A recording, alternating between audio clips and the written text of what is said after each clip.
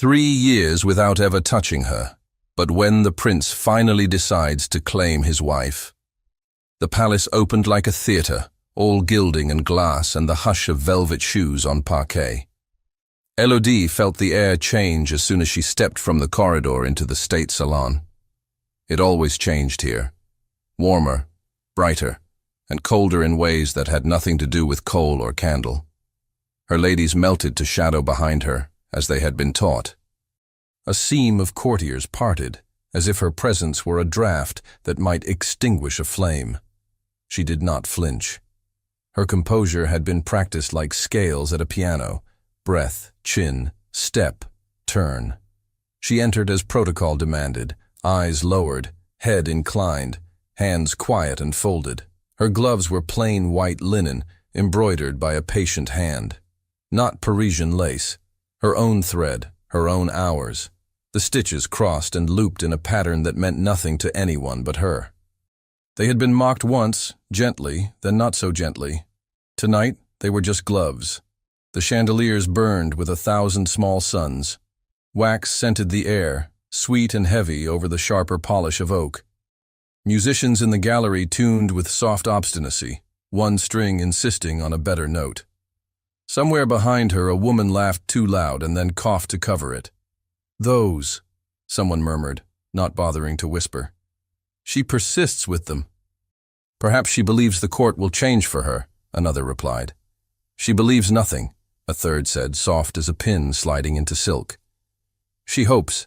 See how she stands." Elodie held her place at the edge of the dais, one step below where the royal family would receive presentations. That single step mattered. It announced that she belonged, and also that she did not, depending on the angle of the eye. She had learned to borrow power from small details. The settle of a hem, the measured turn of a shoulder, the refusal to blink when a glance expected it. She kept the unseen rhythm, hands together, fingers hidden by linen, the gloves warmed in the heat of so many bodies. She let her gaze lift just enough to catch the room as a painter would. Surface and line, light and shadow, without names. The master of ceremonies moved through the crowd like a ship through reeds. He traced the path from door to dais, lips moving around order of precedence, a staff balanced in his hand like a metronome for the entire night. He did not look at her. That was part of his courtesy. To see too much of her would be to admit that others had seen too little. A footman brushed past with a tray of cordial that went untouched. An envoy's wife adjusted a necklace as if the pearls might anchor her against an unpredictable current. Everywhere, small acts of steadiness. Elodie did not think of the hallway she had walked to reach this room, lined with portraits that watched without blinking. She did not think of the hushed words that followed her through corridors. Not now. The room itself required attention. The ceilings arched to a painted sky. The mirrors doubled and tripled the candles until faces glowed like saints and devils. A commotion at the far door rippled toward her like wind in wheat. She knew the cause before the door opened. Presence has a sound. It rides ahead of the person, a change in pitch, a shift in how people hold their chests, a pressure at the ears. She kept her eyes level and prepared to see him. He entered in uniform, dark cloth cut to a line that carried its own authority. Officers fanned behind him, a small wake of feathers and braids and bright metal. Advisors marked his pace like stones in a path, never quite in his way, always close enough to be useful. He did not look toward her. Adrien walked as he had been taught to walk, in a straight thought that took his body with it. He took in the room without appearing to. Faces, ranks, allegiances, the placement of chairs, the pattern of cards, the angle of the musicians' bows. He accepted bows and curtsies with a slight incline of the head that could be read as kindness or indifference depending on what one wished to see. An advisor gave him 3 names in a low voice, and the reason each name mattered. The master of ceremonies materialized at his elbow and murmured the evening's plot. Adrien's mouth barely moved in reply. He was a man inside a frame. He had learned to fill it without spilling. He did not look toward her. He knew she was there. The knowledge was a sensation more than a fact, the way one knows where a window is in a dark room. A coolness at a particular angle, a current. He allowed the awareness like one allows the temperature of the air, felt and ignored until it cannot be. The dais had been set. The chairs held the weight of history, without groaning. Adrian took his place near the throne, not on it. His father's seat remained empty tonight, by design. This was a reception for foreign dignitaries and domestic faction leaders, a dance and a negotiation disguised as one. He was the instrument. The tune would be played around him. He had been born to strain at that. A courtier near the front laughed too readily at something said too softly. A hand trembled on a fan and stopped itself. Adrian let his gaze pass over each small disorder as if it were a knot in polished wood. It made the surface interesting. It did not change the table. He permitted himself one glance toward the lower step to check a detail of protocol. She was as she always was. Composed, slight, contained. The gloves he had once noticed without noticing flashed white against the darker field of the room. The stitches caught light and returned it in quiet. He took in that detail and put it away as he might put away a knife, sharp, useful at times, not for display. The musicians raised their bows together. The first chord snapped the air into shape. Conversation gathered itself, and then thinned as movement replaced it.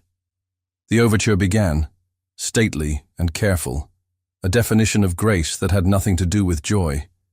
It was music for keeping pace with one's own heart, without giving it away. Elodie looked up when the sound struck the ceiling and fell through the crystal like rain. She allowed the first notes to wash over her skin, a habit she had kept from a life with fewer mirrors. Music was a way of standing still when standing still hurt. She could not control a room. She could let a cord pass through her ribs and leave some part of her in time. People arranged themselves the way they always did at the start of a set.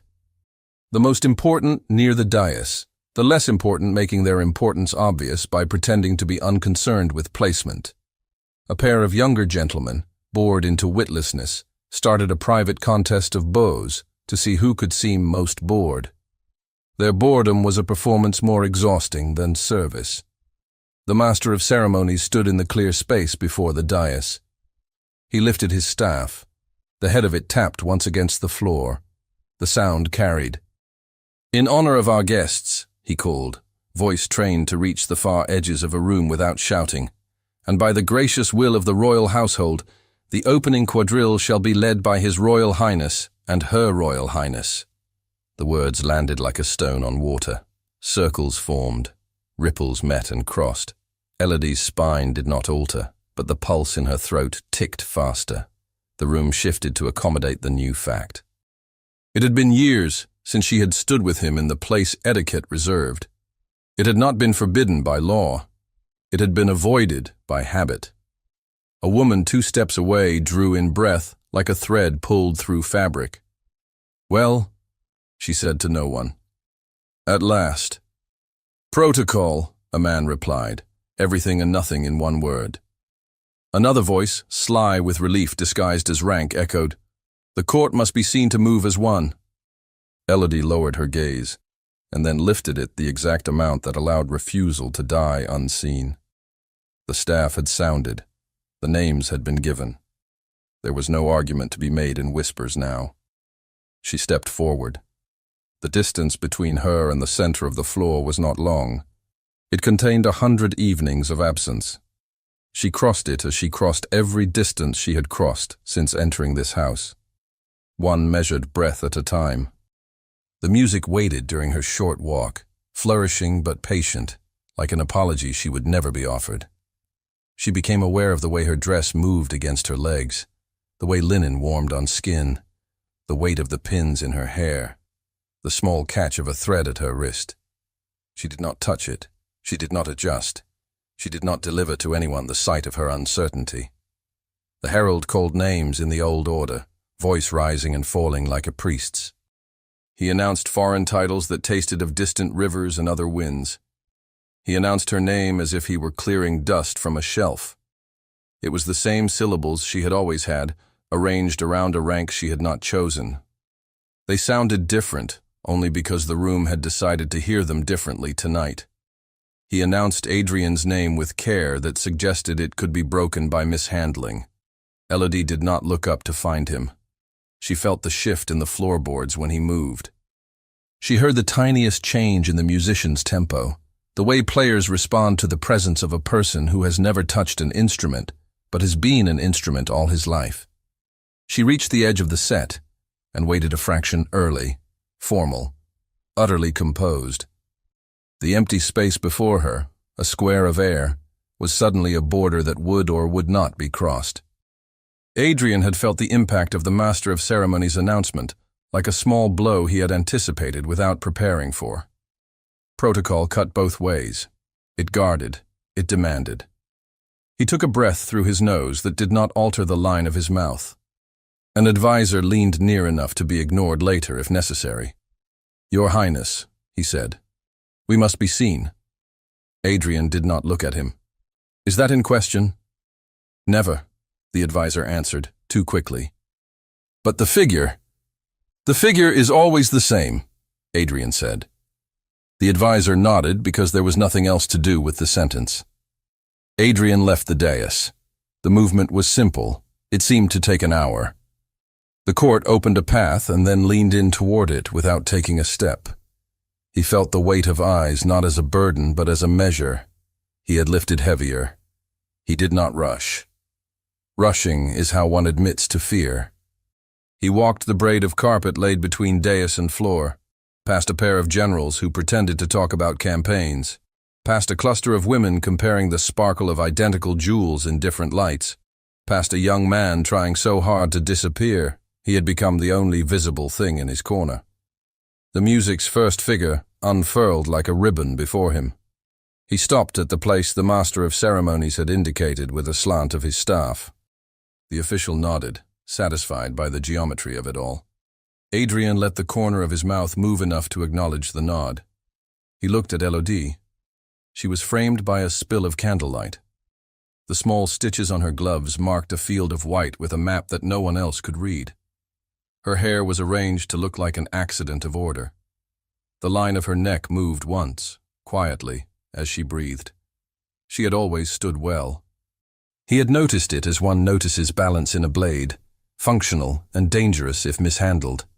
He was aware of his own hands. They had served many purposes never visible to the people who believed they knew him. They knew reins and weapons and seals, and the weight of a pen when a sentence could send a man to a post or a pasture. They did not know the weight of hers. He presented his arm the way the manual of court demanded. Elbow bent, angle exact. The gesture was designed to carry meaning in an age that officially refused to rely on speech. It said, "We move as one tonight." It said, "Watch us and be reassured." It said nothing about love. It never had. He did not permit his eyes to drop to the gloves, but he permitted himself to register that they were there. Not the lace of a house that had forgotten winter. Not the silk of a family whose fortune had always held. Linen, fine and stubborn. He had said something about them once. He could not take back saying it. He could only govern whatever he did next. He inclined his head, exactly the degree between command and request, a place few men learn to stand without falling into one or the other. The Master of Ceremonies lifted his staff for the second time. The head tapped the floor again, and the sound leapt up into the chandeliers and came back down like a flock of birds turned all at once. "Mesdames et messieurs," he intoned, and his words were ceremony itself. The first figure. The orchestra swelled.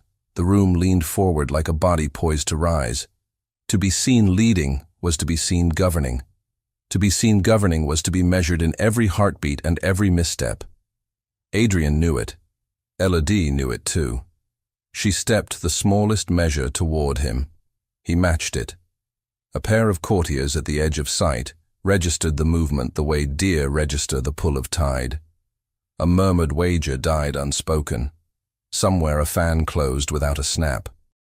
Adrian felt the exact distance remaining between his hand and her hand, inch, half inch, air warm with lights and bodies, the current that runs between two things when everything else has been cleared away.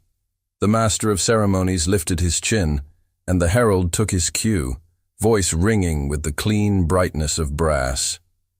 "Their Royal Highnesses," he called, and the names followed in the right order, each syllable hitting the air with the weight of a hammer on gold. Every face turned. Every sound thinned. The music held itself still, as if the bow were waiting for skin. Adrian moved his hand toward hers. The court stopped breathing. Her glove moved in the light. With all of France watching, his hand hung a breath from her glove and did not yet touch. His hand did not tremble. He let that be his single victory. Leather met linen with the tiny friction of fabric against skin, the sound swallowed by music and breath. The court exhaled in one hush that pretended to be nothing at all. Adrian bowed the exact measure required. He felt the give of her fingers through the glove, light and steady, not clinging, not cold. The first figure of the quadrille opened like a diagram. Advance, retreat, balance to the right. His body took the orders he had drilled into it since boyhood. His thoughts did not ask permission.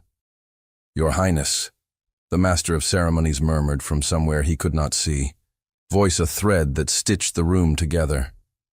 "At your pleasure." "Always," Adrian said, and the words sounded like a line from a book he had never finished.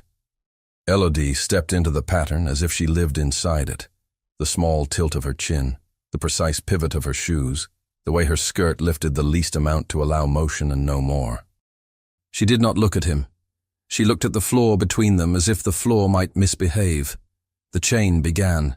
Hands to hands, each touch a breath measured out for strangers, never a surrender. He offered his palm when the figure demanded it. The glove slipped across his skin, the seam of it like a raised vein. He had never catalogued a glove before. Now every stitch wanted telling. "Thank you," she said, so low the word could have been a ghost of a word. "For?" He kept his voice even, almost indifferent, the tone he reserved for the polite cruelty of civility. "Not letting me stumble," she answered. A beat followed. It would have been an inconvenience to protocol. He allowed the slightest correction to his grip to make it impossible for her to catch a hem on his boot. No one would credit him for it. That was better. Credit was a way of keeping the wrong score. The chain turned them away from each other. He watched her move into the line of other ladies, each station a rank written in silk. She made no effort to outshine or disappear. She made herself precise, which reads as serenity in a room hungry for error. He hated and admired the skill of it. He had required it of her without asking. He had despised her for providing it. They crossed again. A gentleman down the set coughed the way some men cough when they would rather laugh. Another man's eyes slid to a woman with diamonds too heavy for her throat. Adrian heard all of it, and heard none of it. He heard the musician in the gallery who habitually dragged the bow on the fourth beat. He heard the scrape of his own heel on polished wood, and logged the pressure of it the way soldiers log ground. "Is this tolerable?" he asked as they circled. "What should be tolerable is what is," she said. "Tolerance is a choice I was never asked to make." He felt the words like the quick edge of a blade turned flat and slid between ribs to avoid killing. It still surprised. "Then I will ask," he said. "You just did," she answered, and the smallest corner of her mouth dared to move. The set demanded separation. He lost her for 6 steps to polite men and smiling women, then took her again in the formal clasp. Somewhere to his left, an advisor's voice slipped through the music like smoke. "This is wise." Somewhere to his right, a woman who had once imagined herself in Elodie's place inhaled a jealousy so old it had gone stale. He kept his gaze on Elodie's shoulder as the figure turned.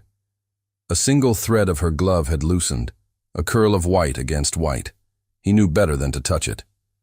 "Do you despise this?" he said. He did not recognize himself until after it was spoken.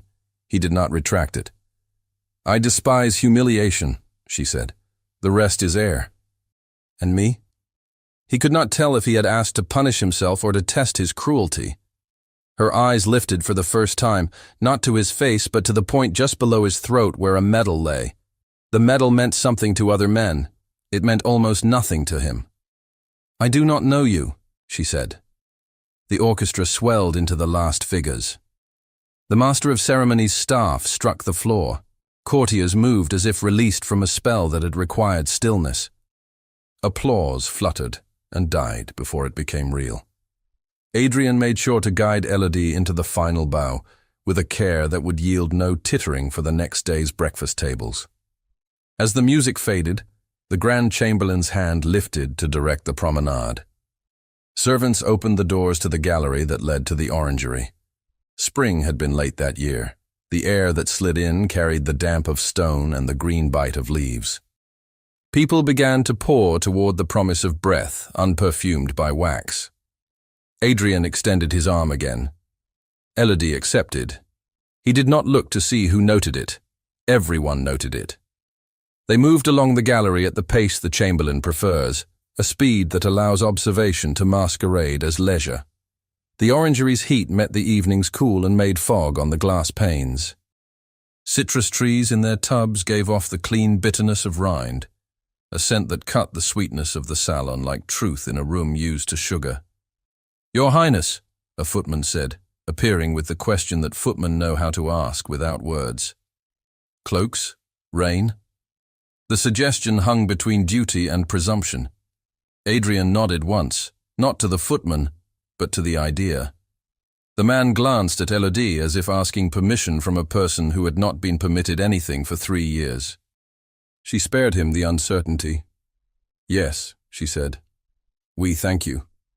The footman offered a cloak. For an instant the gesture paused, a hitch in the machinery of service. Who should place it? Who should accept? The pause was almost invisible, almost could be fatal. Adrian resolved it before it became embarrassment. He reached, took the cloak from the footman, and held it so that Elodie could lift her arms without exposing anything a court would pretend not to see while counting every inch. He set the wool over her shoulders with the same steadiness he had used earlier, a steadiness that refused to be tenderness or domination. It was action without question. "Protocol approves," she said softly. "Protocol is a jealous god," he replied.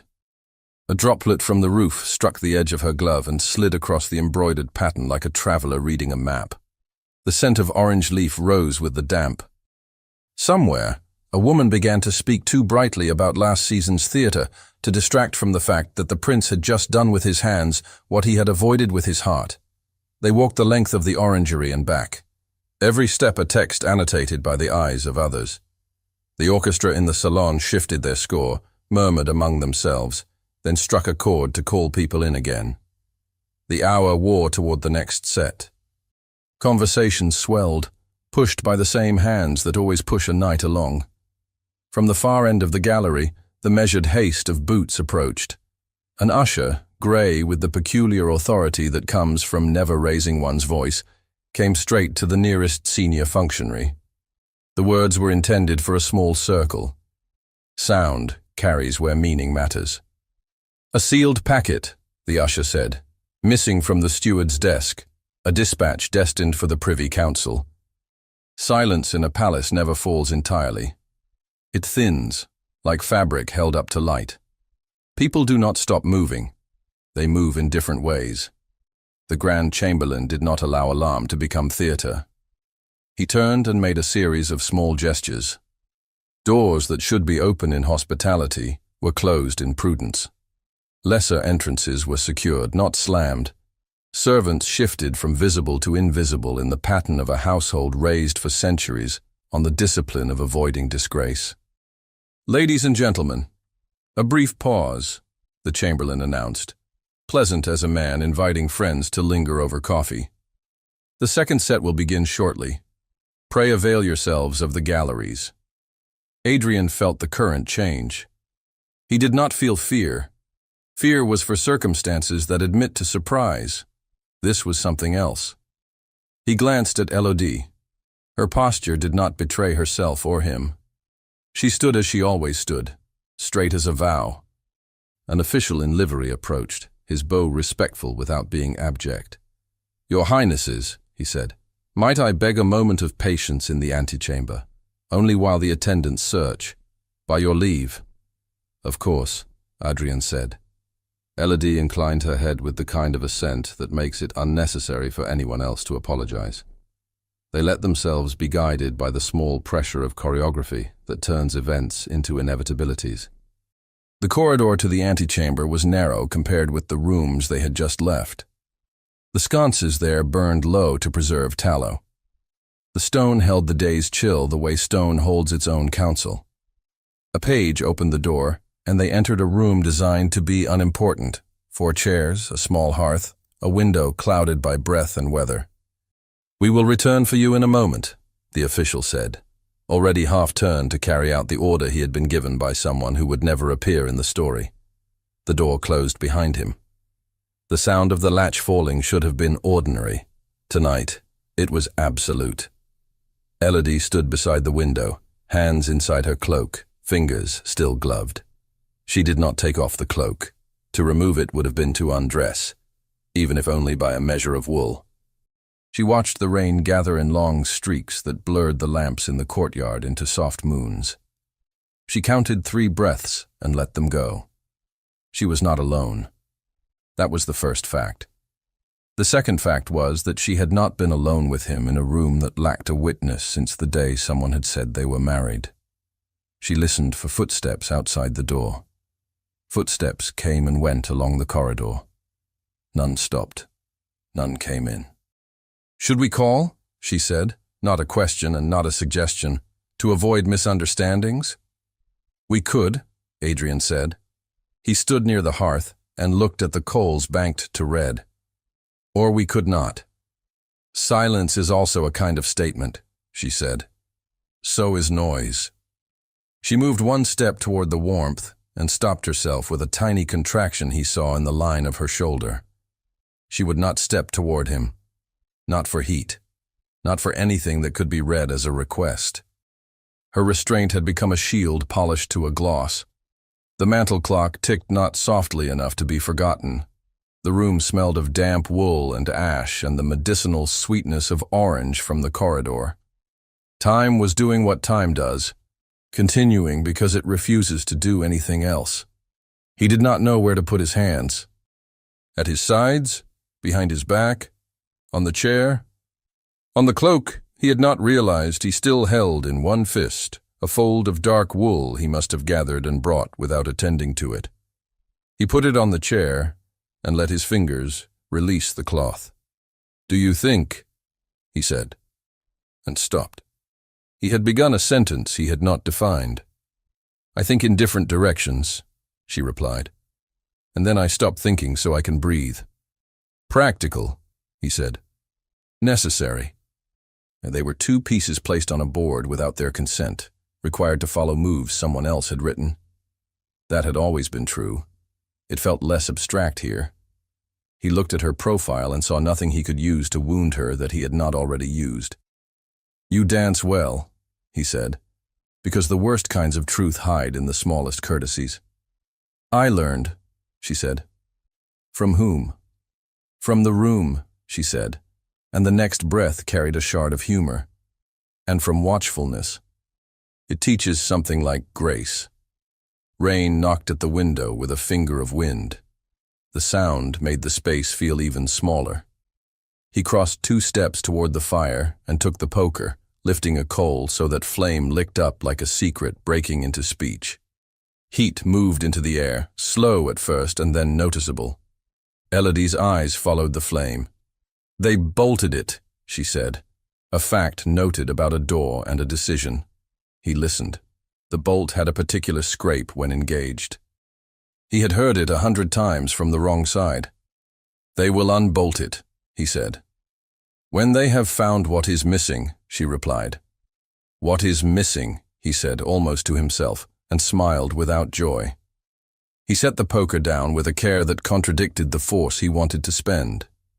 Then he turned. He had brought himself to this room. That was true enough. He had also been brought. He could not decide which made him less free. "Say what you came to say," she said, eyes on the fire. "Or do not say it. But do not use the air between us to rehearse it." He did not answer for a beat. The clock took 2 ticks and announced the 3rd. He let the sound go into his body and out again. "I came for nothing," he said, knowing how it would sound. "You never come for nothing," she said. "You come for not being seen, not coming." He let the sentence stand until its structure showed itself in the light. He had no defense worth speaking aloud. "Then I am here," he said. "And I have been." 3 years, she said. Not accusation, not mercy. Simple accounting. He looked at the glove on her right hand, the small loop of loosened thread like a question. He had mocked it once. He could not unsay a thing. He could only stand differently until a different thing became visible. "Those," he said, tipping his head toward her hands. "You still wear them." "They keep my hands from being naked," she answered. "It is a kindness I can give to myself when other kindnesses are not available." He absorbed that. He had thought many things about those gloves. He had not thought of them as mercy. He took another step toward the fire because someone had to do something, and this did not require agreement. "You could remove them here," he said, surprising himself with the offer. "No eyes." "And pretend the room has no walls?" she replied. "The walls have learned to write." Outside, a servant passed with a scuff and a cough that sounded like an excuse. Voices moved, muted, doors opening and closing with the same rhythm as the music they had left. A pair of steps paused. The bolt scraped and lifted. The handle turned. The door swung in a fraction, and then stopped as a head appeared, cap damp with rain.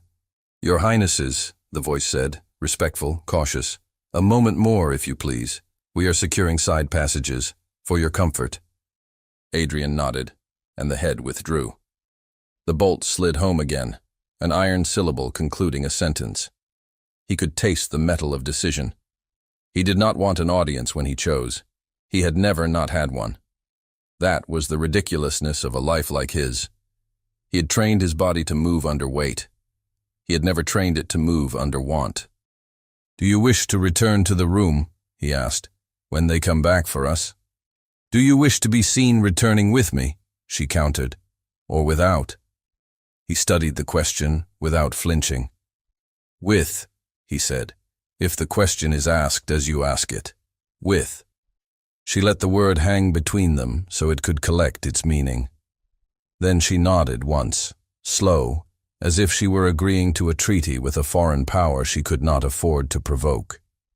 "Then we will return together," she said, "unless you choose otherwise before the bolt lifts again." "Do you expect me to?"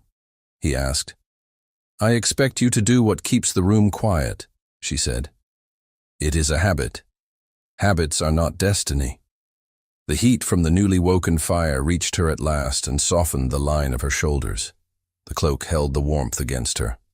A drop of rain found its way through a tiny crack in the window frame and fell on the sill with a sound too small for the room and exactly the right size for the heart. He watched the water bead, hesitate, and slide toward the edge. He wanted to lift his hand and catch it before it fell. He wanted to do something as useless and as kind as that. "Elodie," he said, and the use of her name felt like a trespass he could not punish himself for. She turned her head at last to look at him fully. Her eyes were not pleading and not hard. They were the eyes of a person who has stood a long time and is careful not to sit while others watch. "Yes," she said. He swallowed the speech he had prepared across 100 sleepless nights. It was a poor speech, made of policy, and phrases borrowed from men who cared about policy more than they cared about sleep. He hated it suddenly, with a boy's intolerance for a lesson that never ends. He could not speak it here. He would not. The clock ticked again. The fire shifted. Outside, rain changed its mind and softened. At the far end of the corridor, someone laughed, too steady to be accident. The laugh faded. Adrian looked at the space between them, then at her hands, then up to her face again. He did not know where to put his eyes that would not betray him. He settled them on the line of her jaw.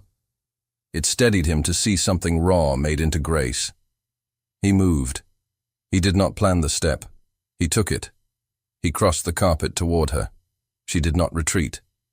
He came toward her the way a decision crosses a threshold when argument is exhausted. The fire's new flame gilded his collar and made a narrow brightness on the line of his cheek. She felt the pull of heat and refused it. She had learned to refuse warmth when warmth cost too much. The clock marked the inch and the second. A drop of rain traced the window pane and hesitated, as if awaiting permission. He stopped an arm's length from her. Not far, not close. It was the kind of distance a court taught people to live at, where everything might happen and nothing did. "Do you think I am a coward?" he asked, voice even, eyes on the ash that lifted from the coal, as if he were measuring the weight of his own question. "I think you are practiced," she said, "in choosing what the room can accept." "What can you accept?" She could have laughed.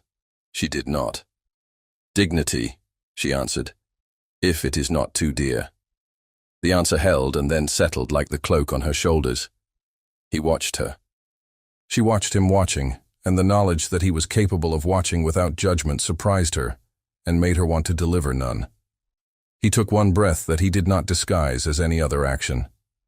"I have failed you," he said, "and myself." The words moved through her without lodging. A confession offered in a bolted antechamber was a kind of luxury. She did not trust it yet. Still, the simplest words have power because they fit everywhere. "Yes," she said. His mouth tightened, not in anger, in recognition. "At first, because I was angry. Then because anger is easy to keep and hard to put away. Then because men I have always obeyed found uses for my pride. And now," she said. She did not move her hands. The gloves were a stillness she could hold. "Now I do not know how to carry shame without making it your work." The honesty was small and exact. It made a clean cut. "Do not place it anywhere," she said. "Let it stand." "You would have me stand with it." "I would have you stand," she said, "with anything, or nothing. But stand." Silence opened, and did not become a wound. He took one slow step nearer. Heat reached the front of her dress through the cloak, and the smell of wool and ash rose and folded around them. His hands remained at his sides like two statements he had not chosen to make. Her hands remained within linen, fingers pressed together, palms damp and still. "I said once," he began, and the words faltered, then found their own light, "that your gloves were poorly chosen."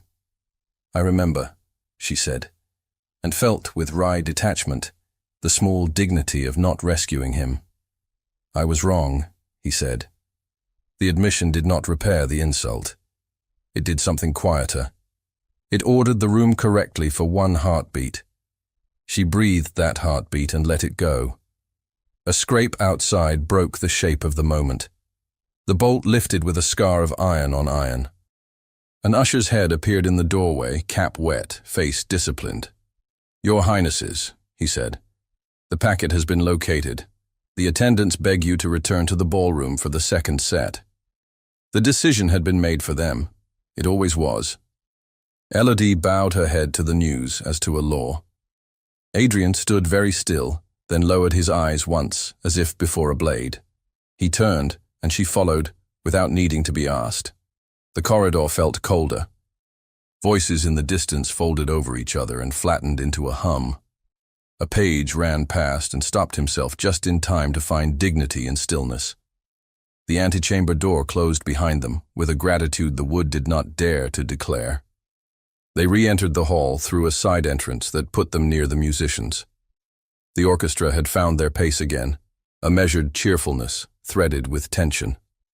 The master of ceremonies saw them, and altered his pattern with the practiced grace of a man saving a fragile porcelain. His staff came down in a tap that meant, to those who knew, that a schedule had changed and no one should notice. Eyes flicked and dismissed and returned. The court was a school for pretending. Elodie felt the weight of gaze at her shoulder and let it slide. Adrian's step did not falter. The Grand Chamberlain's hand lifted, and the room arranged itself as if nothing at all had occurred in the galleries, as if no door had been bolted, no packet gone astray. The second set could begin. The Master of Ceremonies glanced at his slate and approached Adrian with a small bow that meant apology without guilt. "Your Highness," he murmured, "the next dance with Madame of rank, as agreed." He gave the name softly, satisfied that Adrian knew it and that everyone else did too. Adrian inclined his head. Refusal would be a decision louder than acceptance. He extended his arm in the direction indicated. Elodie stood aside, with the other women who were neither favored nor altogether passed over, in a line that had its own etiquette. The angle of knees, the direction of eyes, the permission given to lips to alter shape when something worth savoring or scorning took place. Adrian offered his arm to the noblewoman allotted by protocol. She was everything the court had been. Polished, quick at pleasing, careful with malice, the way one is careful with spice. He did not look closely enough to grant or deny her any wound of his making. "Your Highness honors me," she said. "I honor the order," he answered, and let the words serve for all he could not say. He moved into the set with automatic grace. The floor met his heel and released it. The line of gentlemen advanced. The chain of ladies turned. Music stitched figures together and turned them into a whole that looked like enjoyment at a distance and duty close to. He did what he had been trained to do. He made his body invisible, except as a sign. He felt Elodie at the edge of the room as one feels a promise made in the morning pressing on the evening. He did not look at her, and yet he saw. The first figure completed itself. The second asked for an attention he gave it and did not. He was there. He was elsewhere. "Is the air too warm for your Highness?" his partner murmured, a question wrapped in concern and calculation. "It is as it is," he said. "Everything is," she replied, with the glimmer of someone who hoped to be clever with the air. He gave her nothing to hook her cleverness on. He had learned too late that generosity to the wrong hunger cost other people's peace. The set demanded a turn with his partner that placed his palm over her glove for 3 beats. He counted them the way a man counts when waiting for pain. He did not hurry them. He did not prolong them. When the turn released, he felt something like relief and filed the shame of feeling it. On the far side of the room, the Master of Ceremonies conferred with the Grand Chamberlain, both men arranging human furniture with such skill that no one would see the strain. Servants passed with wine no one wanted. A young officer told a story about a horse as if it mattered. An ambassador practiced the art of wearing a face that had no country. Elodie focused on breathing the room into something she could stand within. She had learned to shorten her attention to the length of her own hand, the fold of the glove at the wrist, the seam she had reinforced after it frayed last season, the tiny curl of thread that had lifted when it should have lain flat. She would trim it when she returned to her apartments. The thought of a needle and a quiet chair steadied her more than any voice could. She watched the set, because not watching would read as sulk or rebellion, and she had no appetite for making the work of existing even heavier. Adrian's back remained an argument written in good ink. He danced with the noblewoman as with a mirror. He gave her the portion a prince gives when position requires nothing else. The music shifted into the change that signals approaching completion. Elodie let her breath lengthen. She could endure one more figure, one more bow, one more smile for the woman at her left, whose perfume gave her a headache that would need a quiet room and a wet cloth later. She could endure. A disturbance began at the far end of the floor, not loud. The sound of a man who had forgotten how to modulate because he had been asked to carry a message too heavy for his rank. A senior official of the household, pale, lips tight to hold in anxiety, threaded through the dancers with a paper held like a relic. He had the look of someone who would prefer to vanish but had been made the mouth of a fact. He came straight to the small space near Adrian's turn, bowed too low, almost stumbled, and waited until the figure allowed proximity, Adrian saw him and registered difference in the man's color, the angle of his shoulders. Difference is what he watched for because it was what he had to correct or protect. He stepped out of the figure without breaking it and bent his ear. The murmur was not audible to the room. The paper was. Authorization, the official said in a whisper that held a tremor, by the chief of police, an extract from an intercepted letter. Adrian did not hold out his hand. He nodded once. Continue. The official sought the smallest elevation he could find, a step near the musicians, and found his voice without raising it. By order, he said, and the words were simple, fragile. A matter for the hearing of His Royal Highness. The letter presented refers to the late uncle of Her Royal Highness by name, in connection with a clandestine society inimical to the peace of France. He spoke the name and the relation without adornment. He did not speak them loudly. He did not have to. Sound can cut like a knife when it is honed by the knowledge that people want to hear it. Conversations thinned to thread. The musicians faltered and found their place again out of fear of being seen as agents of silence. Elodie felt the first syllable strike like a cold draft under a door. Names carry more heat than truth. She did not move. She could not have moved without making motion mostly about her. The women to her left and right did the collective kindness of stillness. It was the least they could do, and the most. The official continued, reading only an extract, as if he could lessen the harm by offering less sound. The letter named a circle, a meeting, contributions vague enough to mean what any listener wanted them to mean. It had dates, and dates wear the costume of truth. It had a seal, and wax is a faithless thing when pressed by the wrong hand. Adrian listened without altering the position of his shoulders. Alteration is confession. He could feel his heart, not because it quickened, but because it did not, and that steadiness felt like a betrayal of something tender. He let the official finish a sentence and lifted a palm that meant, enough for now. "Who holds the document?" he asked, the question level, as if asking who held a chair. "The steward, Your Highness," the official said. It passed under the eyes of the minister's aide. "I am instructed to present it for inspection." "Not here," Adrian said. "Of course," the official murmured, already stepping back, grateful to have been given a limit. The room had gone colder by degrees. People sought safety in the geometry of spacing themselves correctly. A woman adjusted a pearl and found her fingers shaking. A man put his hand on the pommel of a sword he was not carrying. Even the musicians held their bows more tightly, as if music could be held down like unruly hair. The master of ceremonies, trained to prevent panic from finding an expression, lifted his staff. The tap he gave the floor was a command only men like him hear as command. "Friends," he said, voice even and almost cheerful, "we pause a moment. The second set will resume shortly. Refresh yourselves." It was a lie told for mercy. No one moved. Elodie kept her eyes on the floor for the number of heartbeats it takes for humiliation to make a person float above their own body. She did not float. She held. She could feel the shape of her uncle's face as she last saw it, in the square of a kitchen door, red from sun, eyes soft with a laughter that cost him a tooth. He had never kept secrets. He had kept chickens. Memory was a sin here. It gave no defense. A woman 2 seats away whispered, pitched like a prayer. "It will be a misunderstanding." "Everything is," another replied. Adrien heard the words because silence had become a chamber that echoed small sounds. He did not look toward Elodie.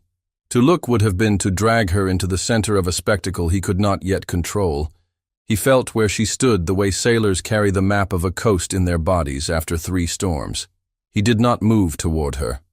He moved toward the official, toward the Grand Chamberlain, toward the place where facts could be forced to show their faces.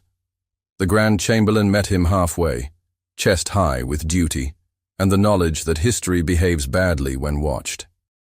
"Your Highness," he said, a question packed into 3 syllables. "We will see the paper," Adrien said. "Not here." "Immediately," the Chamberlain replied. The master of ceremonies glanced at him, and they exchanged enough information with their eyes to dismantle or save a kingdom for an hour. The staff tapped again. "A recess," the voice announced. "The next figure at our leisure." Elodie stood. Standing was the only thing to do that was not begging or running. Her ladies came without being called because a woman should not be the only woman in a room that had turned like this. They arranged themselves with the care of people making a human wall around a candle. Adrian felt the strand of his partner's presence tug at his sleeve. She had been abandoned mid-set, which was a slight. He had insulted her because he could not avoid insulting his wife. He turned a fraction and gave the noblewoman a bow so precise it would register as apology without confession. She took it as he meant it and stepped back into the anonymity of a secondary rank with the elegance of someone used to losing without admission. The senior official waited on the step with the paper clutched in his two hands, as if the thinner he made himself, the less harm would travel through him. He did not want to be blamed for the news he had carried. He would be blamed anyway by someone who needed blame more than truth. The air smelled of wax and fear, and the sharp tang of orange leaf that had followed them back from the gallery. The musicians let their arms fall and looked at their bows as if they had never seen them before. The floor, polished to a mirror, reflected a room that had not yet decided what it was. Elodie lifted her chin and met no one's eyes, which is how one meets everyone's without tearing. The curl of thread at her glove had shifted further loose, a little white path wandering where no path should be. She imagined pulling it and undoing the entire glove in one long, wasteful line, and the image steadied her because it would be disaster she chose. The official opened his mouth to read again, apologetic and compelled. The room made space for the sound. He felt their hunger and hated it and fed it because he had to. He lifted the paper, found the sentence, and continued in a voice that did not crack only because he held it like a glass full to spilling.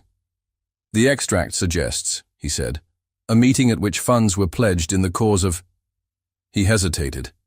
He could not say the word without making it a flag in the room. "Certain ideas against the peace," he finished, and the cowardice of his phrasing did nothing to blunt the blade. Elodie did not blink. To blink is sometimes to concede. Adrian let the words come and settle, and then did not let them sink. He stood taller by the width of a breath. He turned to the court, with the expression that tells men he will suffer them only so long as they deserve it. He drew in air to speak. Every eye in the room fixed on him, waiting to see whether he would defend his wife or let the room devour her. Adrian did not let the silence grow teeth. He drew breath and looked once to the Grand Chamberlain, once to the Master of Ceremonies, and then to the room that had sharpened itself on the name just spoken. "This will be examined," he said, voice even, edged by a patience that did not quite reach warmth. "Not here." It was not the sentence Elodie needed, and he knew it as he spoke it. He felt the room receive his decision with relief, the kind of relief that spares itself at another's expense. The official bowed too deeply and clutched the paper as if a wind would take it. The Grand Chamberlain gestured. The Master of Ceremonies tapped his staff. The figures of the quadrille collapsed without disgrace into a recess. Adrian turned to where Elodie stood and found her already standing. She did not look at him. She arranged her face as one arranges a shelf that must not fall. The two ladies nearest her moved with her as if they had rehearsed this exact posture for this exact hour. He wanted to say a word to her that would throw a rope across the distance he had just described with "not here." Etiquette, which had saved him often enough, forbade it. "Your Highness," the Grand Chamberlain murmured, a question made of 3 syllables and 200 years of habit. "The withdrawing room," Adrian said. He did not offer his arm. He did not give the court another gesture to eat. He moved, and the court made a path, and Elodie passed through it with the bearing of a woman who has learned to carry herself as a wall carries weight. Straight, because collapse would be loud. They entered a smaller chamber paneled in pale wood and ideas of calm. Ministers and senior courtiers arrived in a drift, as if the wind had blown them there, Footmen poured wine that went untouched because to drink would be to admit to having mouths. A clerk brought a ledger. A scribe stood with sand ready to dry the signatures that would be offered like oaths and broken like sticks. Adrian did not sit. The paper was set upon a table with a cloth that had been woven for prettier purposes. He looked at it without touching it. The seal had been broken and laid back down. Wax does not forget. Its surface bore a new gloss that did not belong to an old press. He leaned closer. The impression was imperfect in the corner where the dye had been too hot or the hand uncertain. He did not smile. A smile here would be mistaken for victory. The chief of police's authorization hung off the bottom like a borrowed sword at the belt of a boy. A signature that had weight in a street carried another in a palace. Adrian held the two facts in each hand. Chain of custody, he said. An understeward, sweating with the effort of giving the right answers in the right order, named the hands through which the paper had passed. Twice he hesitated. Once he looked at the minister's aide without looking. The aide kept his face like a wall painted with a door that led nowhere. "Fetch the clerk," Adrian said to a page, and the boy flew. He examined the handwriting. The letters were careful, obedient to models. The slope of the hand spoke of a man taught by a certain master, whose flourishes belonged to a later decade than the date written at the top of the page. Adrian put his finger half an inch above the line and did not touch. The clerk arrived with sleep in his hair and fear in his eyes. He bowed until it became dangerous. "You copied this?" Adrian asked. He could make his voice carry authority without drum or trumpet. It was an old skill. "At the request of the minister's aide, Your Highness," the man answered, looking at the floor the way a man looks at a well when he hopes it holds water. "He said it would preserve the original, which had been poorly kept." "He told you to alter the date?" Adrian said. "No, Your Highness," the clerk stammered. "The date was as in the original. Only the seal." The aide's head turned a fraction. The clerk stopped speaking. Adrian saw the motion and made a note in the quiet place where he kept knives. "Only," he prompted. Only that the seal was no longer clear. The clerk whispered, each word a separate surrender. A fresh impression was taken. I did not hold the die." Adrian's gaze moved to the aide. He did not ask the man to speak. He waited the way one waits for a man to push himself off a wall he is leaning on, knowing he will either stand or fall. The aide lifted his chin by a degree. "The integrity of the crown sometimes requires—" He paused, searched for a better phrase, and found none good enough. "Clarity," he finished. "Clarity," Adrian repeated, as if the word itself were under inspection. He shifted his attention to the Grand Chamberlain. "The registry," he said. "The parish where the uncle died. The notary who recorded it. Send for the records and for any letter kept by the curé concerning that household. And send to the prefecture to alert them to our request." The Grand Chamberlain signaled. Pages left the room like arrows. The scribe wrote names. Sand fell. The smell of ink rose like a small force. Adrian drew himself to full height with no flourish. "While we wait," he said, "there will be no further discussion of this matter in the ballroom. We will receive guests with civility. The musicians may retire." No one contradicted him. The habit of obedience is a comfort when the floor tilts. He felt the nearest advisor shift his weight, as if preparing to argue a softer course. Adrian did not look at him. He looked at Elodie. She sat where her ladies had guided her, a chair that faced the room without offering cover. Her hands lay in her lap, the gloves as white as a thing grown in darkness. She lifted her eyes and met his without accusation. That somehow made the room quieter. He crossed the space between them. A path opened among men who cannot bear witness when two people decide something that will alter how the rest of them live. He stopped at a distance that would not be named scandal and would not be named carelessness. The room listened to air. "If you wish to withdraw," he said. the sentence shaped to be heard by her and understood by all. You may. Her lips parted. She drew breath and changed her mind about the first answer. I will not leave the room that names me, she said. He felt the blood in his hands, a sensation as old as swords. He inclined his head by a measure that belonged to gratitude and could be mistaken for approval. He turned and let the minister see his profile, not his eyes. Proceed, he said. The night thickened. The reception was dismissed by layers. The door to the great hall was held open long enough for a line of foreign envoy wives to pass, then closed long enough to comfort a minister who needed closing to do the job his tongue did not. Footmen walked the corridors with the discretion of men trained to make sound useless. The palace shifted into the machinery that had moved through other crises, each so different a century apart that they had come to look alike.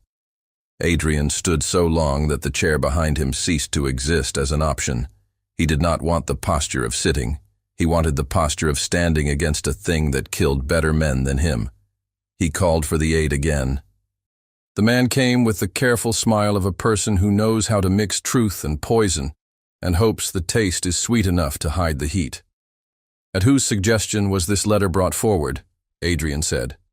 The chief of police saw fit, the aide began. Names, Adrian said. He did not raise his voice. He lowered mercy.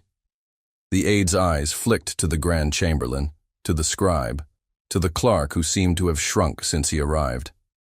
Your Highness, he said, I advise only the safety of the crown. By harming the wife of the crown prince, Adrian said. The aide did not say yes. He could not say no and keep his place. He said nothing. Adrian let the nothing become a room the aide had to stand in. Then he spoke to the Grand Chamberlain without moving his gaze. The minister's aide is to remain under discreet guard, he said. He is not to depart this corridor. He is to be treated with civility. He is not to be believed. The Grand Chamberlain bowed. Guards appeared without appearing. Adrian dismissed the aide with a slight motion of the head and turned to the official who held the letter. You have done your part, he said.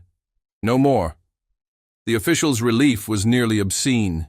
He bowed with a gratitude that used up all the space around him and left the room itself a little larger. In the corner of the chamber, Elodie's ladies arranged a shawl and a glass of water on a side table with the reverence of women assembling a chapel. Elodie did not take the water. She did not refuse it. She sat with a stillness that made refusal unnecessary. A page returned with a small packet. It smelled of damp and wax, and the breath of running. From the prefecture, he gasped. To announce the messenger is sent to the parish. The curé's house will be visited. Good, Adrian said, and heard how poor a word that was for the use he put it to. He looked at the clock on the mantel and counted the hours that had already confined themselves to this room. He looked at the window and found the night pressing its forehead against the glass. He could not bear to hold speeches in his body that he would not deliver. He crossed to Elodie again and inclined his head toward a smaller door. A word, he said. It was not a command. It was a risk. She stood. Her ladies rose with her and held their place like posts marking a boundary. She passed through the door with Adrian into the little room that had once been a sewing chamber. A banked fire found its courage at their entry. The walls remembered women's talk and needlework, and kept their counsel. I hesitated, he said, before he could find a way to make it prettier. Out there. Yes, she said. I thought I was protecting you by giving the room a process instead of a fight. You gave them room to decide how to think of me. He took the blow and did not move. I will correct it at dawn. You cannot correct what has not yet been acknowledged, she said. Only alter what it becomes. A log shifted in the grate and sent a column of sparks up the throat of the chimney. They watched the light, as if watching it would teach them something about staying. I was brought up to believe that feeling is a nuisance to be cleaned away before work begins, he said. I mistook you for a feeling. A sound left her that was almost the breaking of a laugh, and almost the breaking of a glass. And now? Now I find I cannot begin without you. he said, and hated how simple and expensive the words were. She took them as one takes a coin to pay for bread, not as an ornament, not as a promise. Then begin, she said, with what we can do. He nodded once. Your curé, he said. He may have letters. He keeps everything, she answered. He knows where papers sleep. And neighbors? I will not ask them to speak. They have already given enough. We do not make a village pay for a palace's hunger. He accepted that limit and let it change his plan. The equerry would go to the curé, not to doors that had never learned to open to men in uniform. I admired you tonight, he said, knowing admiration did not heal humiliation. For not leaving the room. I stayed because you did not say my name, she said. Had you said it then, I would have left because there would have been nothing left to hold. He met that truth with his own. I was afraid I would make it worse. You did, she said. Then, after a breath, but not in a way that cannot be mended. He closed his eyes for a moment. He let himself have that. Then he opened them and returned to work. The corridor filled and emptied like a lung. Notes came and went, some with seals still warm, others with the dust of archives on them. Adrian handled each without haste and without the performance of haste. Performance is for rooms he will not be in. The ledger recorded names and pages. The scribe shook sand and cleared his throat when it would help no one. Toward the darkest hour, the clerk was brought again, this time without the aid. He confessed what was already obvious. He had copied. He had been told it was necessary for the safety of the state. He had seen the seal repressed. He had not asked the questions he should have asked, because questions are expensive when a man needs his position more than his pride. Go, Adrian said. Your work here is ended. The man nearly wept with relief. He tried to turn into gratitude. He failed and left gratitude strewn like dropped pins on the floor. The palace had its own weather. Somewhere distant, a door clapped like thunder. In the courtyard, the rain softened and stopped, the drain pipes sighing as if they were allowed to rest as long as the people within were not. Toward dawn, a courier in the livery of the prefecture arrived, wet, breath short, eyes bright with the triumph of a man who has brought a paper faster than a horse should run. He presented stamped confirmations.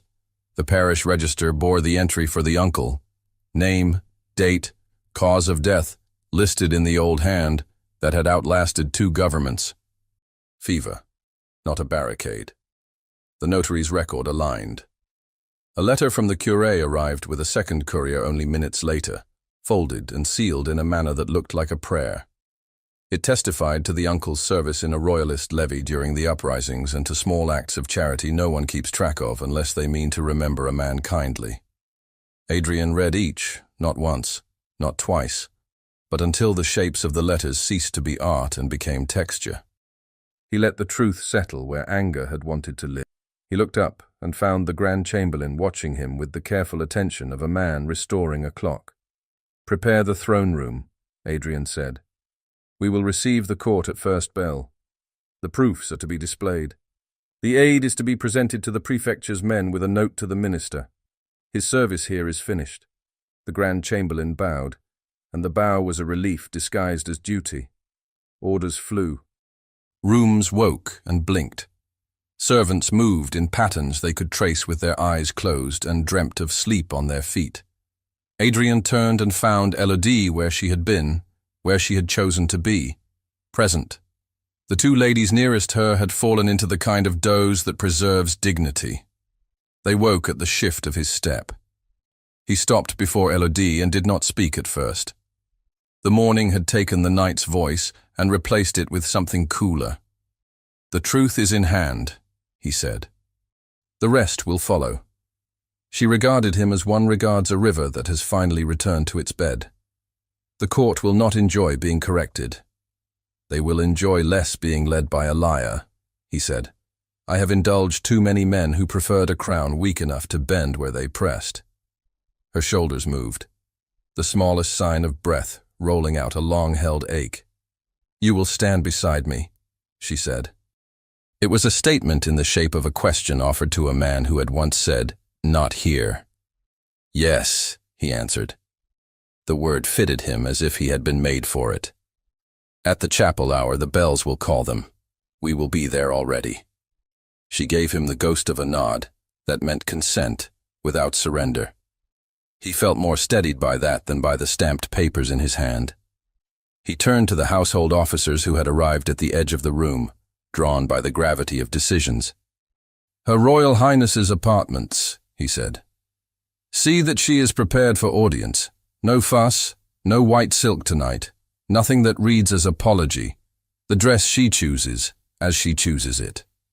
A dozen invisible courtesies shifted at once. The orders went, brisk, precise, unadorned. "And yours, Your Highness?" the Grand Chamberlain asked. "My uniform," Adrian said. "Not a court coat. The one I wear when I intend to work." The Grand Chamberlain bowed again, and that small repetition was the palace admitting that the morning would belong to a different script. They left the withdrawing room together, not touching, the air between them altered enough that even the torches took note. In the corridor, the first thin light slid along the floor like a promise testing its edge. The palace smelled of ash and tallow, and the wet iron of spent rain. Somewhere a maid whispered to another in relief that was more prayer than gossip. In her dressing room, Elodie allowed her ladies to move around her like hands around a flame. They did not chatter. They did not offer opinions. One brought water to rinse the night from her face.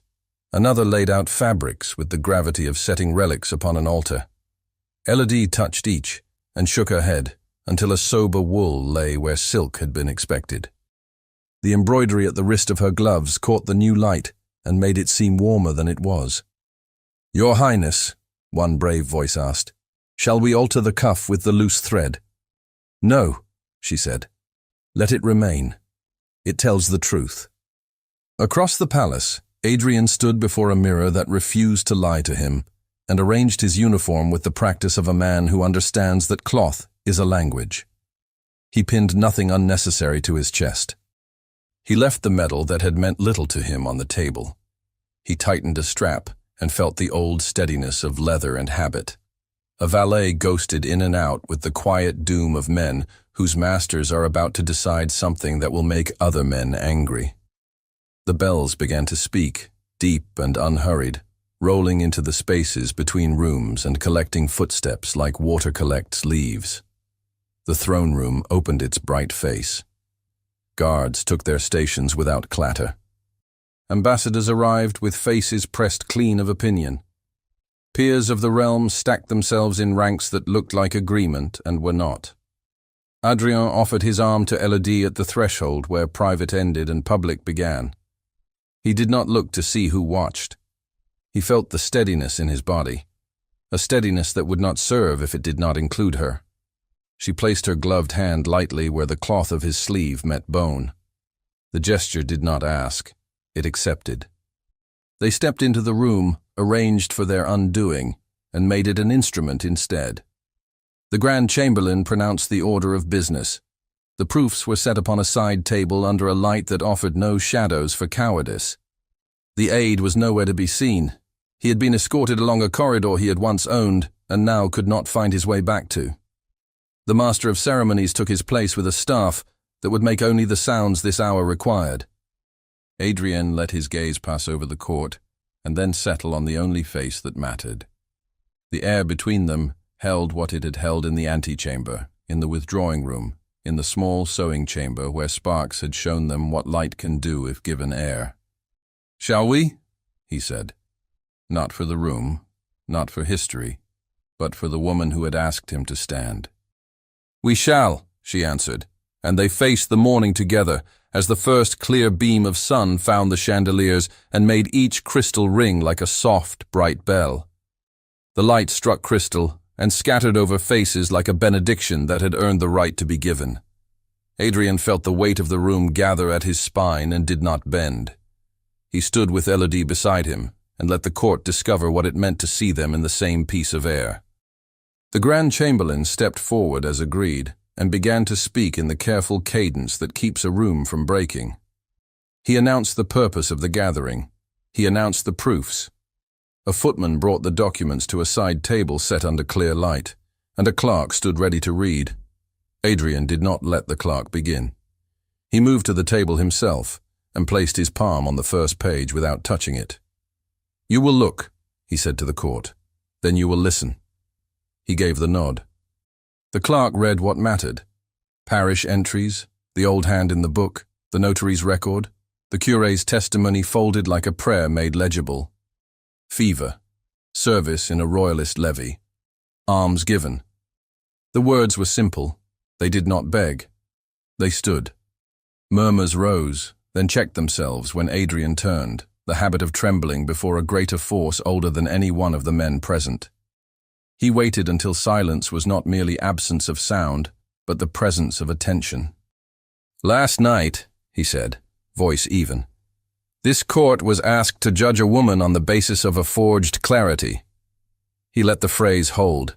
Eyes moved without moving. Breath paused. "The seal was repressed, the date dressed in a hand that does not belong to the time it pretends to wear. A chain of custody made of air where iron should be." He did not look at the minister's aide. He did not have to. Guards at the door stood with a new kind of stillness that announced a man had already been invited to wait in a room that was not a room. "And because of that," he continued, "you were invited to measure my wife as if she were a risk rather than a person." The word wife entered the space and rearranged it. Men who had never used it for her felt their throats constrict around syllables they had not yet made. Adrian took one step toward Elodie. He did not make a show of it. He made a decision. He pivoted so that the court could see his profile and her face at once. He lifted his right hand and removed his glove, a small, everyday act that could carry a country in it. He held her gaze for the briefest moment, an asking without words, an answer without sound, and took her right hand, still in the embroidered linen she had refused to change. The fabric caught on the callus at the base of his fingers. He did not let go. He raised their joined hands to his chest and pressed the back of her glove against the beat everyone could see and no one could feel. He laid his bare palm over it, the shield and the admission at once. "You will not speak of her as if she were a question," he said. "She is the answer to the only question that matters to me. And to the crown, she is what her title declares. Not shadow, not if, not apology, her royal highness, my wife." The words were not loud. They carried because he let them be true. Elodie stood, still, the glove warm where his hand covered it, her breath catching once, and then finding a new pace. She did not look at the floor. She looked at him, and then at the people who had taught her to look at no one. A line that had held for 3 years gave way inside her without collapse. The master of ceremonies, quick to understand what sound must come next, brought his staff down with a single measured tap. The court bowed like a field in wind. Some did it because duty had reminded them of itself. Some because relief had. A few because the sight had done what arguments cannot. Adrian kept their hands together through the bow. He did not release her to accept any man's genuflection. When the room lifted, he looked to the Grand Chamberlain. "Make it known," he said. "The document is false. The man who pressed the false seal is in custody. The household will not entertain further slander under my roof." The Grand Chamberlain's bow contained his agreement and his gratitude. He gestured. The aide was led quietly from the doorway by officers who knew the difference between spectacle and justice. Adrian turned back to Elodie. He did not hide. "The apartments of the Crown Prince are henceforth shared," he said, "for the room, but also for her. Beginning tonight. The privileges that have belonged to her in letter will belong to her in fact. If you doubt me, do not come to dinner." There were a few smiles that were not unkind. The court is taught to enjoy a sentence that nails down more than it appears to. Elodie felt the flicker of laughter under her sternum and refused it only because laughing here would be to accept too many apologies at once. She inclined her head the smallest degree, a gesture that made the promise inside his words a pact.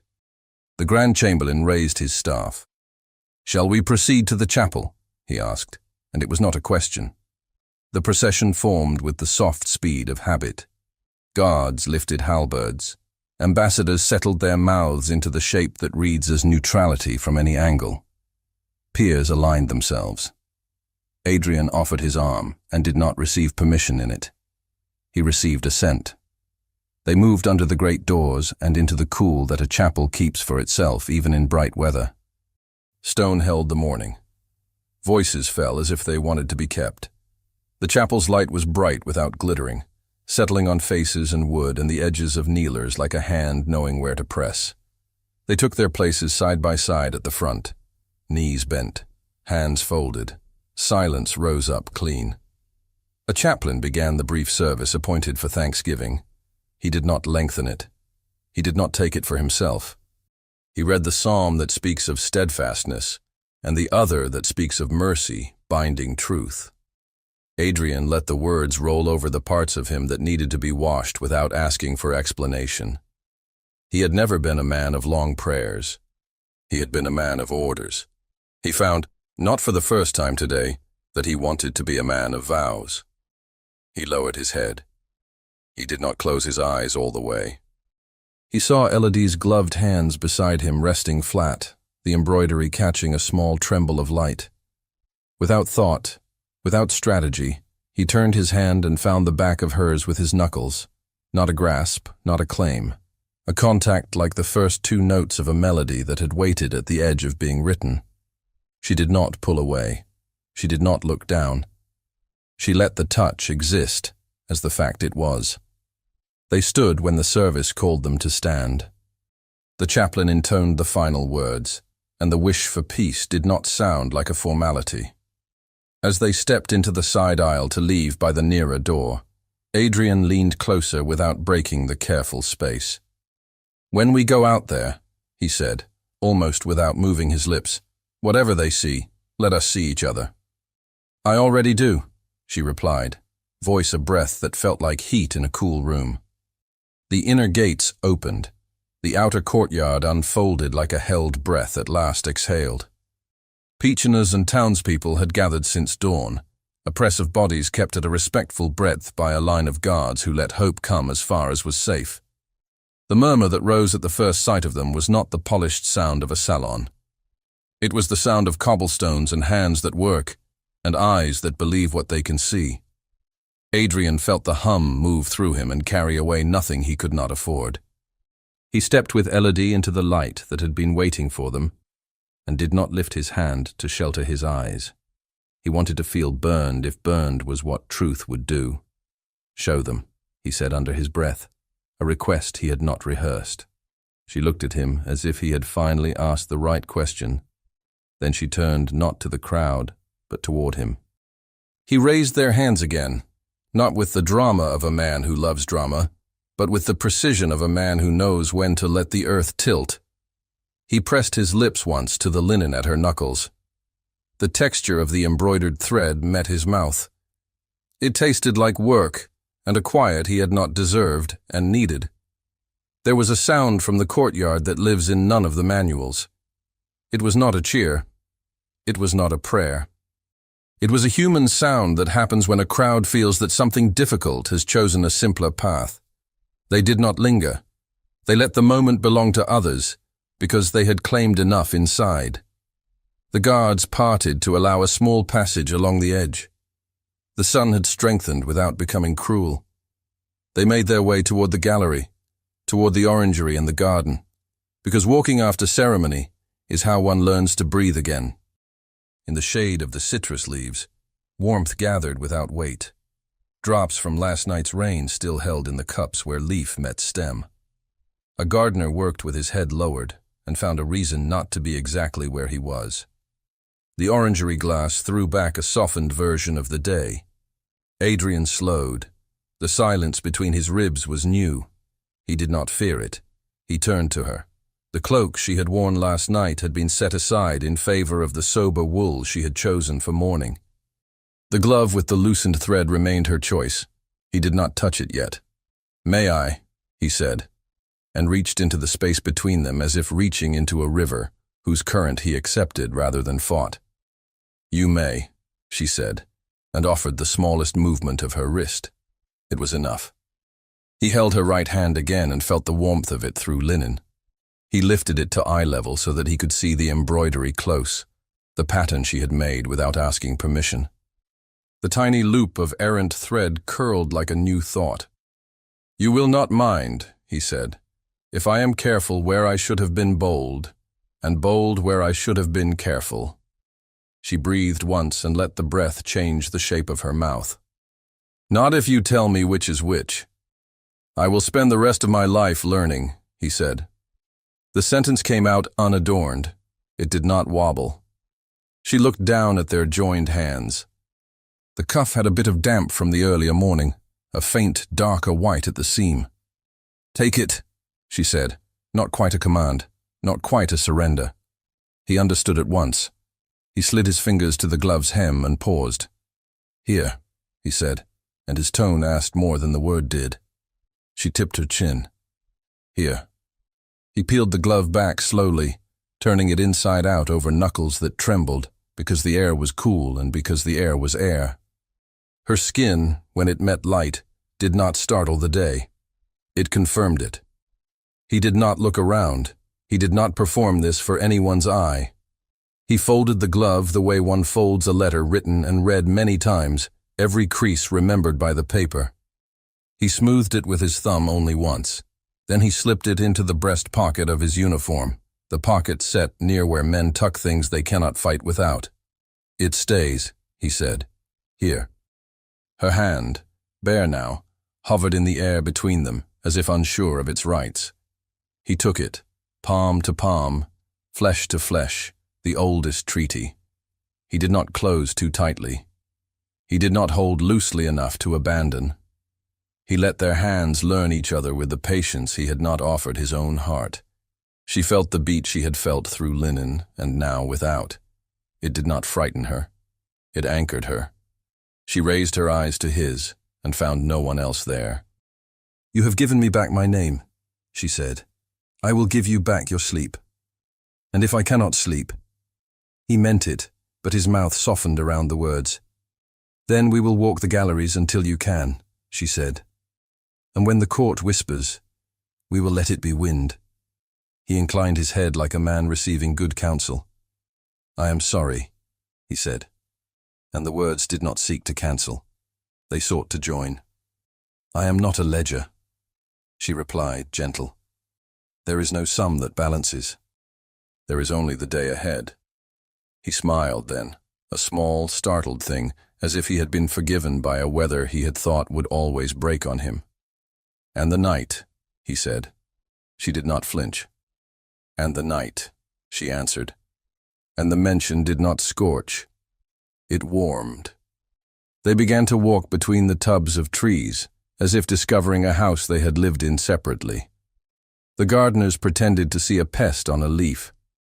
A footman turned away and studied a hinge with a devotion that would have impressed an engineer. Even the sparrows decided not to interfere.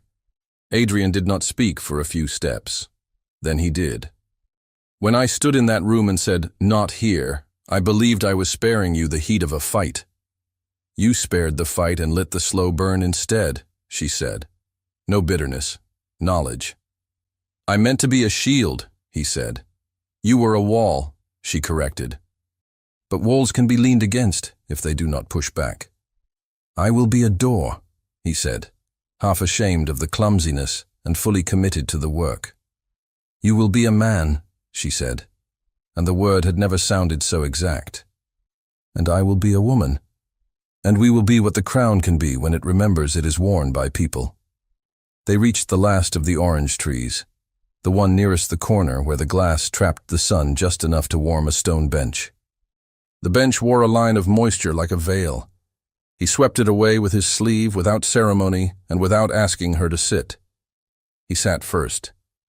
It was a small rebellion against the habits that had starved him. She joined him. The closeness made speech unnecessary. The smell of citrus held them in a room no one else could see. After a while, minutes filled with light rather than silence, he turned his face slightly toward hers. "I will make apologies to those who must hear them," he said. "Not because they deserve it, because truth does." "Begin with yourself," she suggested, eyes soft on the orange leaf that trembled without moving. "Then the rest will not turn to performance." He nodded. "I have not touched you," he said, the sentence made of years. "You are touching me now," she replied, looking down at their joined hands. He looked too, perhaps to confirm that it was not borrowed from someone else's life. He raised her hand, slow, asked the question with his eyes, and when she did not shake her head, brought her knuckles to his mouth once more. This time, fabric did not soften the contact. He did not linger. He honored. Her breath deepened. "We are being watched," she said, because truth had become a language that carried comfort, not fear. "By citrus trees and a man who has decided a hinge matters more," he said. "Let them." She turned her head toward him, distance closed by degrees so small the world could not measure them. He did not think of what the court would say tonight, tomorrow, in 10 years. He thought of the needle she would take up later to secure the loop of thread he had pocketed, the patience required, the steadiness, the light.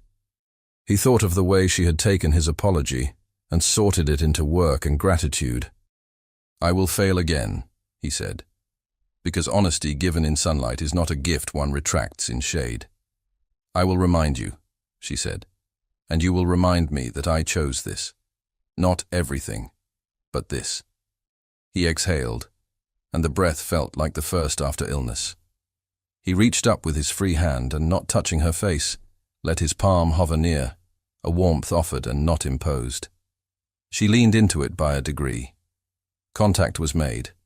It did not have to be marked by anyone but them. Across the quadrangle, bells began the half-hour. The sound threaded the air with a promise they had given themselves. Adrian rose, still holding her hand, because standing had become their sentence and their freedom. "Will you walk with me through the rooms that have not yet learned our names?" he asked. "We will teach them," she said, gently.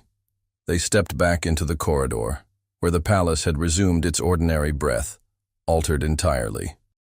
Servants who had known how to serve without seeing learned the new posture of service, acknowledgement. Ministers who had calculated her absence found they had miscounted. The Grand Chamberlain, who had shepherded more princes than most men would meet, watched them pass with a face that said the weight he had carried had become light for one morning. At the door of the throne room, empty now but for its echo, Adrian stopped. He took the glove from his pocket and held it between them.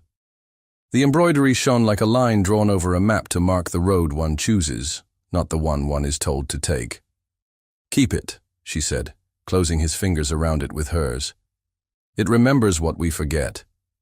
"It will live here," he said, tapping his chest above the pocket, "where the crown should sit before it is raised." She smiled. Not the ghost of one, not the careful one, but the one no room could demand and no book could teach. It changed her face in a way that made him want to change every room she would ever be asked to stand in. They began to walk again, the sound of their steps a quiet answer to the questions that had kept them apart. The garden's scent followed them into stone and wood. The light moved with them. The court adjusted itself as courts do when they decide to survive. The city outside took the news in like weather changing for the better. He did not let go of her hand. She did not ask him to. The glove in his pocket warmed with his body and with the life he had finally chosen to feel. They moved forward together, not as spectacle, not as performance, but as two people whose names had returned to them, carrying a crown that weighed less because it was held by 4 hands. Thank you so much for listening to this story all the way to the end. We hope it moved you as much as it moved us while telling it. We'd love to hear your thoughts. Leave us a comment telling us where you're listening from and what you liked the most. Rate this story from 0 to 10. What score would you give it? If you enjoyed this story, don't forget to subscribe to the channel and leave a like as a show of support. That really motivates us to keep creating and sharing more stories full of emotion and life lessons. And before we go, we want to remind you that an exciting and heartwarming story recommendation will appear on the final screen. If you'd like to enjoy it, just click on the video. Thank you once again for being here, and we'll see you in the next story.